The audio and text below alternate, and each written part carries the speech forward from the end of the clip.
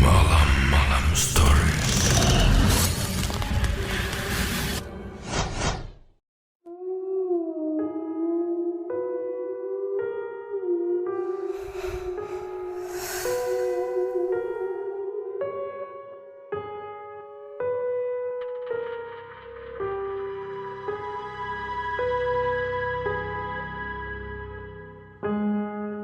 Nah, sekarang cerita yang akan dibacakan bukan semata-mata untuk menakutimu. Tujuanku menulis cerita ini karena ini merupakan kejadian yang kualami saat kecil. Akhir-akhir ini, baru aku sadari kalau kisahnya sangat menakutkan. Cerita ini mungkin terkesan membosankan karena aku jabarkan semuanya dengan detail. Akan tetapi, bagian menyeramkan dalam cerita ini berada di akhir cerita. Aku berumur 26 tahun dan aku tinggal di suatu kota bernama Breda yang ada di negara Belanda. Dari lahir, aku tinggal di sini. Aku tinggal di rumah tunggal sejak kecil. Rumahnya cukup besar, tapi sangat tua. Aku tidak pernah mengenal ayahku. Ibuku memberitahuku beberapa waktu yang lalu kalau dia seorang pecandu alkohol. Dan dia telah memperlakukan ibuku dengan buruk dari sebelum aku lahir. Dia meninggalkan ibuku dan aku ketika aku masih bayi. Dan ibuku tidak pernah melihatnya lagi sejak itu. Ibuku tidak pernah menjalin hubungan lagi dengan siapapun. Jadi hanya aku dan ibuku yang tinggal di rumah itu. Aku sangat mencintainya. Dan dia adalah seorang ibu yang hebat. Aku tidur di loteng yang menjadi tempat favorit setiap anak. Kira-kira saat usiaku 10 atau 11 tahun, aku punya TV kecil yang aku pakai untuk menonton kartun dan film sebelum tidur. TV itu memiliki fitur pengingat waktu, yang jika kamu atur, TV-nya akan mati secara otomatis. Rumahku 3 tingkat, dengan loteng yang berada di lantai 3, dan ibuku tidur 1 tingkat di bawahku.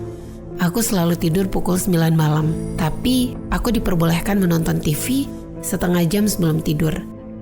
Dia selalu mengatur waktu 30 menit pada TV. Setelah itu dia turun ke ruang tengah lantai 1 untuk membaca buku atau menonton TV.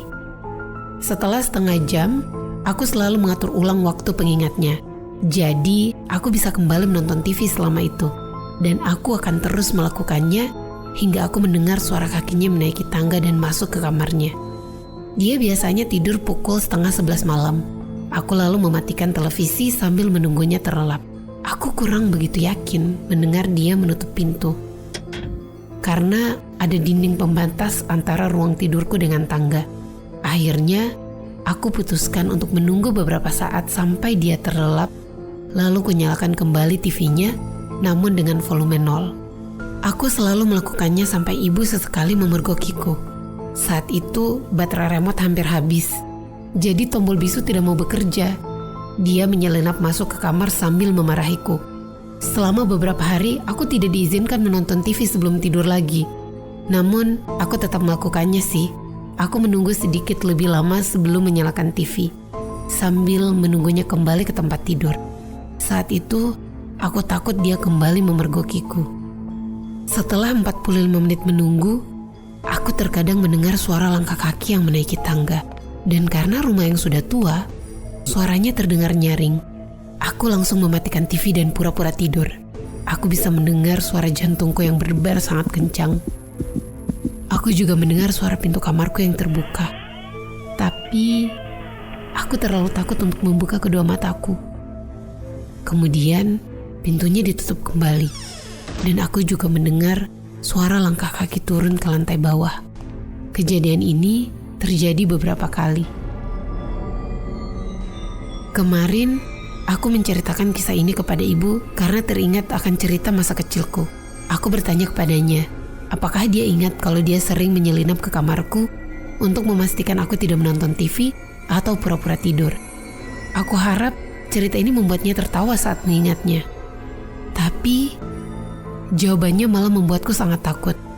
Dan inilah yang membuatku menulis cerita ini. Katanya, dia mengingat semua kejadian ini dengan sangat jelas. Kalau dia tahu, aku sering menonton TV, tapi dia abaikan. dan kemudian naik ke kamarnya. Dia sama sekali tidak pernah masuk ke kamar atau memeriksaku. Ini berarti siapapun yang menyelinap masuk ke kamarku setiap 30-40 menit sekali itu bukanlah ibuku. Seseorang yang ada di rumah kami itulah yang selalu menatapku dan berpikir kalau aku sudah tertidur. Dan selama itu pula, aku menganggap dia adalah ibuku. Dia juga ketakutan ketika aku mengatakan ini padanya. Tapi kami berdua tahu, kami tidak bisa berbuat apa-apa lagi. Jadi, ketika sampai di rumah, aku mulai menulis ini. Sehingga setidaknya, aku bisa menceritakan kisah kecilku ini kepada orang lain.